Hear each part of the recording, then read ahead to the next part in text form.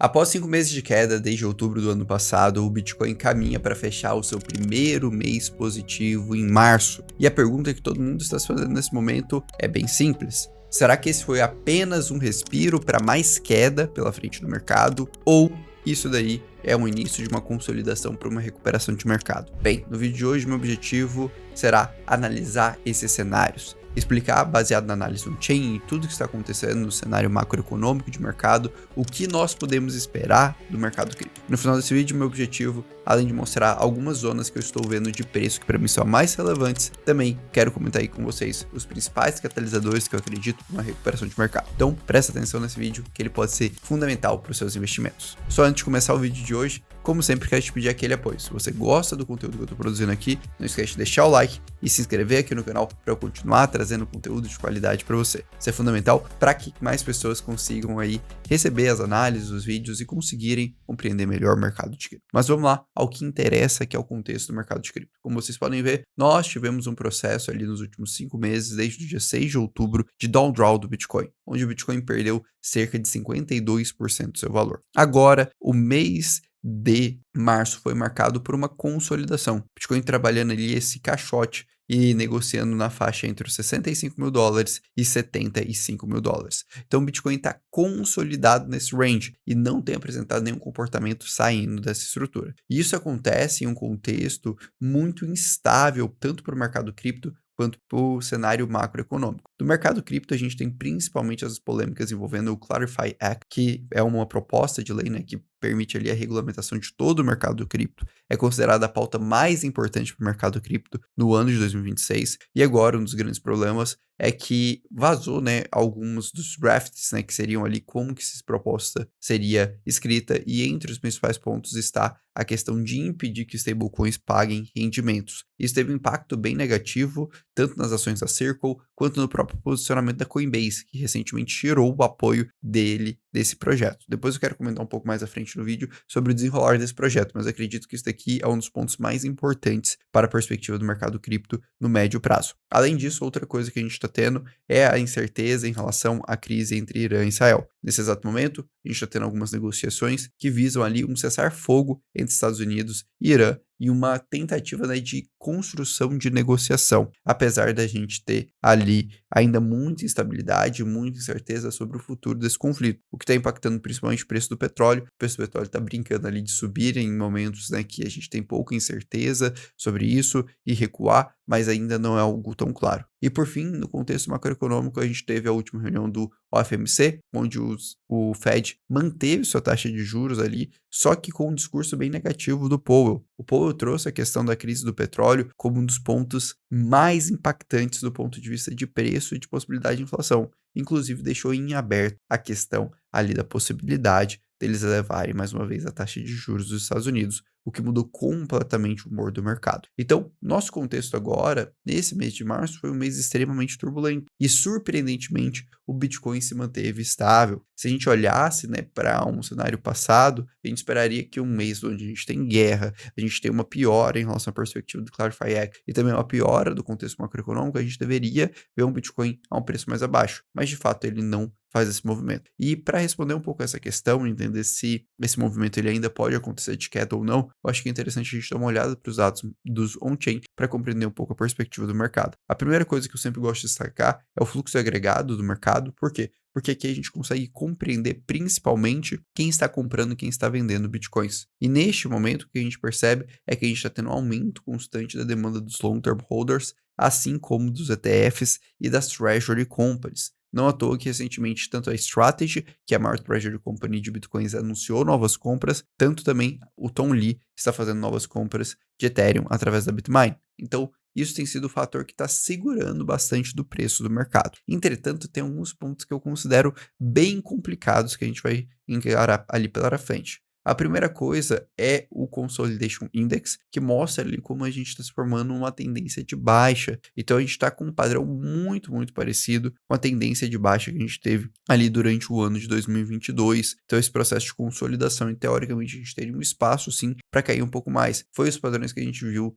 nos ciclos de bear passado. Outra coisa que me incomoda bastante é o fato que a gente está com o MVRV com um momentum negativo. E historicamente, quando ele fica nisso, a gente fica um período mais longo de bear market, como aconteceu em 2000, em 15, como aconteceu em 2018, como aconteceu em 2022 e agora inicia-se acontecendo ao longo do ano de 2026. Então, para mim, isso aqui é um outro alerta que me incomoda bastante. Além disso, a gente teve um drawdown muito baixo do Bitcoin. A gente ainda não chegou ao ponto final de drawdown quando comparado a outros ciclos. Se a gente pega o ciclo passado, no ciclo de 15, o Bitcoin chegou a perder 88% do seu valor. Se a gente pega o ciclo ali 18, ele perde 83%, e no de 22, 76%. E por enquanto a gente só perdeu 52% do valor do Bitcoin e ainda teve um realized cap relativamente baixo. Então a gente tem sim espaço ainda para mais pressão de queda no ativo. E se a gente olha os históricos de ciclos anteriores do Bitcoin,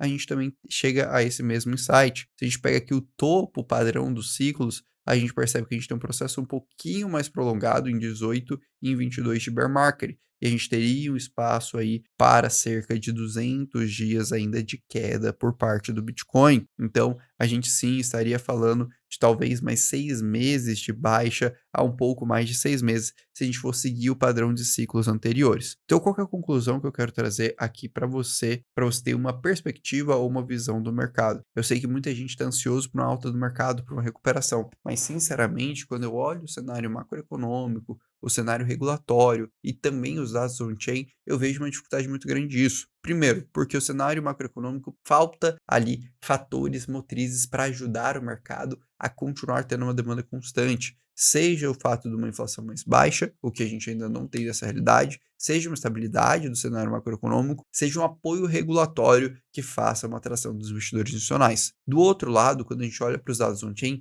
se a gente for seguir padrões de ciclos passados, a gente também teria uma perspectiva para o espaço de baixa. Então, sinceramente, a minha perspectiva maior é isso, é uma possível baixa ainda do mercado. Orlando, isso significa que você não está comprado no mercado? Não. Como eu já comentei aqui com vocês, desde 75 mil dólares eu venho fazendo aportes dentro do mercado cripto. E eu acredito que agora é o momento sim para já estar minimamente posicionado no mercado cripto, para já estar com uma parte da carteira considerável dentro do mercado. Mas evidentemente você tem que estar pronto psicologicamente para uma eventual correção. E aí é onde você vai trabalhar tanto estratégias de proteção do seu portfólio, quanto eventualmente deixar ali ordens penduradas, agendadas, para aproveitar eventuais quedas e comprar ainda mais barato. E uma coisa que vocês sempre me pedem é quando tem alguma novidade legal, então só quero fazer um parênteses aqui e comentar rapidinho de uma novidade de um dos parceiros aqui do canal, que é a Kraken, que eles estão agora com uma promoção que a cada $1 que você negocia na plataforma, você ganha um ticket para um sorteio que eles irão sortear no mês de abril, um Bitcoin. Então, eles vão sortear ali alguns prêmios, entre eles um Bitcoin. Então, se você tem interesse de participar, basta ali estar negociando na Kraken que você já concorre a esses tickets. E se você ainda não tem a conta na Kraken, estou deixando o link aqui da descrição com o código Brasil30 que você ganha aí R$150 para iniciar suas operações de bônus se você ainda não tem a conta na Kraken. Beleza, entendemos que o contexto não necessariamente é o contexto mais animador. E a pergunta, eu acho, para todo bom investidor é bem simples. Ok, até onde esse mercado pode ir? Até onde eventualmente poderia ser uma queda desse mercado? Historicamente, a gente atinge a média de 200 períodos semanal e o realized price do Bitcoin para formar o fundo dele num processo um pouco mais prolongado de consolidação, como foi aqui em dezembro de 18, como aqui foi em junho a novembro de 22. E aqui seria essa zona que a gente estaria falando. Então hoje a gente estaria falando uma zona entre 59 mil dólares e 54 mil dólares. E particularmente é a zona que eu acredito que a gente vai trabalhar e vai encontrar o fundo do mercado cripto. Então se a gente olha aqui essa estrutura, a gente tem uma resistência muito importante, que é a região de 78 mil dólares, que é a média verdadeira de mercado. Sinceramente, eu acho difícil a gente ultrapassar muito além dessa média, talvez até buscar uns 84, 85, como eu vinha comentando aqui há algumas semanas,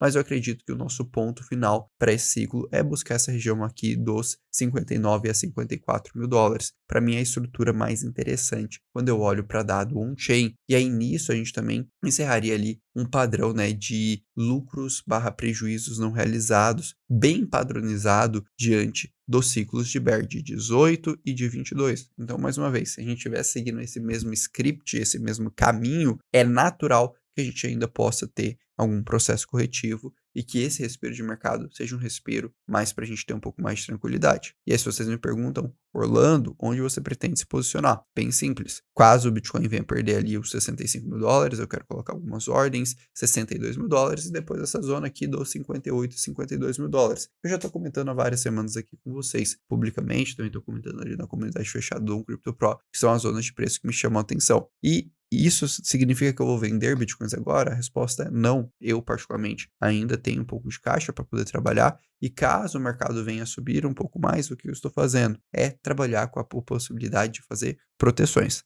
Ainda não acho que a gente está numa zona interessante de fazer proteção dos US$ 72.000 no momento que eu estou gravando o vídeo agora, mas caso ele busque ali zona mais alta, como 78, para mim vai ser uma zona que eu vou considerar bastante para trabalhar isso. Apesar desses pontos, né, e talvez eu possa ter jogado alguns baldes de água fria no pessoal, eu vejo coisas aqui que me chamam muita atenção positivamente e que eu acho que vale a pena ser comentado com vocês. A primeira coisa é a expectativa do mercado em relação ao Clarify Act. Desde essa polêmica envolvendo ali a possibilidade de stablecoins não pagarem yield, a probabilidade desse projeto de lei ser aprovado caiu de forma drástica aqui no Polymarket. E eu discordo dessa leitura do mercado. Eu acredito que a gente vai conseguir sim ter uma evolução dessas negociações. Não à toa que já tem várias informações de muitas negociações a portas fechadas entre o ecossistema cripto e o ecossistema bancário. E eu falo isso por quê? Porque hoje um dos maiores lobistas, né, que são ali players com grande influência dentro da política americana é a Coinbase. Então é natural que a gente tenha uma pressão bastante significativa nisso. E eu acredito que a gente vai ter uma resolução dessa questão até o meio de março desse ano. Por quê? Porque é o momento ali que a gente tem as definições de pautas finais ali de Congresso, pensando que a gente tem eleições ainda no meio de mandato. Então, normalmente, historicamente, a gente precisa ter essa resolução relativamente rápida para viabilizar uma perspectiva como essa. Então, para mim, isso aqui é um processo natural que vai talvez até trazer um respiro um pouco maior para o mercado. Outra coisa importante é que, sinceramente, eu não levaria tão pesadamente as falas do Powell nessa última reunião. A gente sabe que a gente já está num processo de transição, que o Kevin Walsh vai assumir ali a presidência do Fed durante o meio de maio. Então, acredito que esse é um outro ponto que vai trazer um respiro e uma recuperação bem interessante de mercado. E, por fim, um último comparativo que eu acho que vale muito a pena fazer é olhar a relação de preço entre Bitcoin e ouro e perceber que a gente está numa zona muito próxima ao do bear market de 2022. E, para mim, mais uma vez, isso aqui entra como uma leitura de oportunidade. Então, qual que é o resumo do que eu quero trazer aqui para vocês? Primeiro, sobre o bear market. Nós já passamos pelo maior drawdown do bear market? Para mim, a resposta é sim. Grande parte da queda que a gente tinha espaço para sofrer nesse bear market, ela já aconteceu e ela já se concretizou. Então, sofrer de forma demasiada por essa queda, na minha leitura, não faz sentido. Segunda coisa importante, Orlando ainda tem espaço para mais queda e para esse mercado mais chato por um período mais prolongado? A resposta também é sim. Se a gente olhar padrões cíclicos, a gente ainda teria um espaço ali de 5 a 8 meses para algo nesse sentido. E eu não descartaria isso no meu planejamento. Então, se você está planejando ali tua liquidez, teus aportes, sua estrutura de investimento, é importante você levar em consideração isso, principalmente pela variável psicológica. Esse é o momento que o mercado cripto ele ganha pelo cansaço. Se você olhar na cara de qualquer pessoa que investe no mercado cripto, fala sobre o mercado cripto, produz conteúdo sobre o mercado cripto, todos estão cansados, todos estão no seu limite, todos estão com vontade de desistir. E tudo isso é natural dessa fase que a gente está no bear market. Essa é a fase que justamente trabalha todos esses pontos e todas essas incertezas e inseguranças nas pessoas. E o último ponto é sobre o cenário atual. Nós não estamos ainda com um cenário favorável do ponto de vista de demanda para o mercado. A gente não tem uma clareza sobre a aprovação do Clarify Act, a gente não tem uma clareza sobre o eventual cessar-fogo entre Irã, Israel e Estados Unidos, e a gente tem discursos ali bem negativos por parte do Fed. Só que tudo isso tende a ser modificado ao longo dos próximos 2 a 3 meses. Eu acredito que a gente deve ver sim um desenrolar do Clarify Act, porque mais uma vez é um ponto vital que talvez toda a indústria cripto, que foi uma das indústrias que mais investiu em lobby na eleição dos Estados Unidos, tem interesse nessa estrutura. A gente também está falando de um cessar-fogo que é necessário. A economia global não vai aguentar muito mais do que 60, 90 dias dessa instabilidade em relação ao petróleo. E o petróleo está começando a incomodar ali grandes potências que têm uma capacidade de intervenção estrutural muito significativa em toda essa dinâmica, inclusive aliados do próprio Irã como a China, que tende a chegar para buscar intervir e resolver essa questão o quanto antes. E por fim, a gente vai ter a transição do Fed para algo muito mais alinhado com o discurso do Trump. E o Trump sabe que ele precisa de um push ali na economia para ter uma perspectiva melhor nas eleições de meio de período. Então, se eu fosse trazer aqui a minha conclusão para você, ela é bem simples. Orlando, você já estaria posicionado no mercado? Sim, já estaria minimamente posicionado no mercado. Você teria grandes expectativas de uma recuperação rápida para os próximos meses? A resposta é não. Para mim, esse é o cenário menos provável. E se acontecer? Cara, eu vou estar comprando hedge, não vou estar vendendo demasiadamente minhas posições, até porque eu acho que o espaço para o Bitcoin se recuperar é muito mais amplo, mas eu vou estar fazendo hedge à medida que ele for estar subindo aqui. E por fim, eu acredito de verdade que uma das melhores coisas que você pode ter de atitude agora é deixar ordens armadas, deixar ordens pré-programadas ali, um pouco nessas zonas que eu tenho comentado. Por quê? Porque eu acredito que essa última queda de mercado vai ser uma queda muito mais rápida, um spikezinho do mercado do que qualquer outra coisa. A única diferença é que ela pode demorar, pode ser que nós vivemos um contexto de consolidação como nós estamos agora, um período mais prolongado. E aqui talvez venha meu último conselho. O maior inimigo agora dos investidores cripto é o tédio, é a vontade de desistir e o cansaço emocional que o mercado está gerando. Que sinceramente ele é alto pra caramba e eu entendo todos que estão sentindo um pouco sobre isso. Então, espero que você tenha gostado da análise de hoje, como sempre. Não esquece de deixar o like, se inscrever aqui no canal. Um grande abraço e até logo.